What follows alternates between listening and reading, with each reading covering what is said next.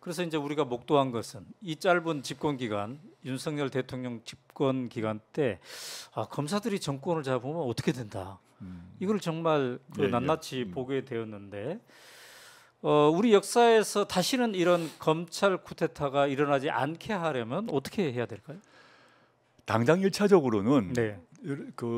많이 잊혀지고 있는데 네. 지난 그 대선 직전에 여야가 합의를 한 게 있습니다. 네. 다 잊혀져 버리고 네. 당시 원내대표가 다 서명까지 했어요. 네. 근데 다 뒤집어졌죠. 네. 그 내용이 뭐냐 하면 수사와 기소를 분리하는 거였죠. 그리고 중대범죄수사청을 만들어서 네. 중대범죄의 경우에 있어서는 검찰도 파견되고 경찰도 파견돼 수사를 하되 네. 중대범죄 아닌 경우는 네. 경찰은 수사, 검찰은 기소 네. 딱 분리하자. 이 선진국 모델이죠. 네. 네. 이것이 당장 실천돼야 된다고 생각하고요. 그 당시 원내 양쪽 당이 합의를 했다는 것이죠. 네.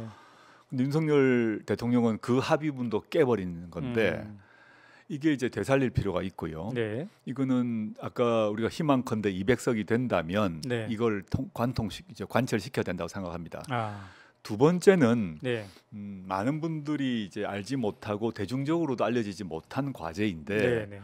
저의 개인적 소신이기도 합니다만은 우리나라 전체 지도층들 조중동이 미국 좋아하지 않습니까? 네. 네. 무슨 사례만 있으면 미국에서는 네. 이렇게 한다 하는데 미국은 우리나라식으로 얘기하면 검사장을 직선합니다.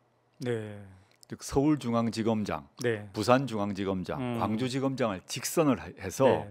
물론 그냥 검사들은 시험을 쳐서 그 승진하고 검사가 되고 부장검사가 되지만 네. 그 검사들을 지휘하는 네. 검사장은 국민적 통제, 즉 선출된 권력이란 거죠. 네. 네. 그래서 그 광주에서 어떤 부산에서 그 밑에 검사가 잘못을 저지르면 네. 두 가지 방식이 있는데 하나는 탄핵을 하는 방식이고요. 네. 그다음에 그렇지 않고는 그 검사장을 다음 선거에서 떨어뜨립니다. 즉 저는 민주주의의 요체는 네. 국민들의 결정권이 높아지고 네. 강해지는 것이라고 생각하는데 네. 미국의 검사의 권한이 막강합니다. 당연히 네. 당연히 막강하고 대통령도 기소하고 하지 않습니까? 네. 근데 그 막강한 미국 검찰이 미국의 그 건국의 아버지들이 네. 미국 검사들에게 막강한 권한을 주면서도 꼭 붙여놓은 게 검사장 직선제였습니다. 아하. 그렇게 되면 만약에 검사장 직선제가 되게 되면 검찰총장을 중심으로 하는 검사 동일체의 원칙이 깨집니다. 아하, 그렇군요. 단극 피라미드가 아니라 여러 개의 피라미드가 생기고 네. 검찰총장은 그 검사장들의 회의를 주관하는 역할을 하지 네. 지금처럼 제왕적 검찰총장이 말단 검사까지 지휘하는 인사권을 완전히 틀어지니까 네. 꼼짝도 못하는 거죠. 네. 근데 그렇지 않고 국민적 통제가 이루어진다고 생각하게 되면 네. 검사들의 사고가 달라질 거라고 봅니다. 즉 검사장은 선출하고 네.